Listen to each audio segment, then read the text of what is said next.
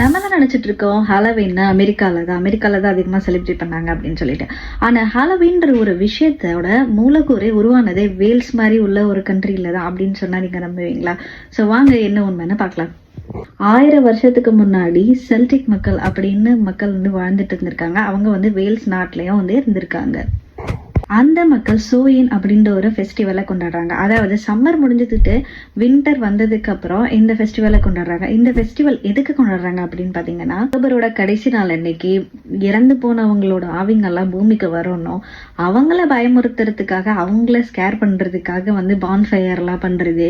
அதுக்கப்புறம் அப்ப வந்து அவங்க கிட்ட பம்கின் இல்லாதனால டர்னிப் அந்த பழங்கள்ல வந்து காவிங் மாலையை ரெடி பண்ணி அதுக்குள்ள வந்து மெழுகுவர்த்திகளை ஏற்றி வச்சு அவங்கள பயமுறுத்துற வகையில இந்த மாதிரி விழாக்கள் எல்லாம் வந்து கொண்டாடி இருக்காங்க. பேய்களை பயமுறுத்துறதுக்காக பண்ண ஒரு விஷயம் இப்போ இந்த காலத்துல எல்லாருமே என்ஜாய் பண்ணி செலிப்ரேட் பண்ணக்கூடிய ஒரு ஃபெஸ்டிவலா மாறிடுச்சு. எஸ்பெஷலி வித் கிட்ஸ் இந்த காலத்துல வந்து ரொம்ப சந்தோஷமா ஹாலோவீனை செலிப்ரேட் பண்ண ஆரம்பிச்சிட்டாங்க. ஸோ அடுத்த தடவை நீங்க ஹாலோவீன் செலிப்ரேட் பண்ணும்போது மறந்துடாதீங்க, இது வேல்ஸ்ல இருந்து மருவி வந்த ஒரு விஷயம்.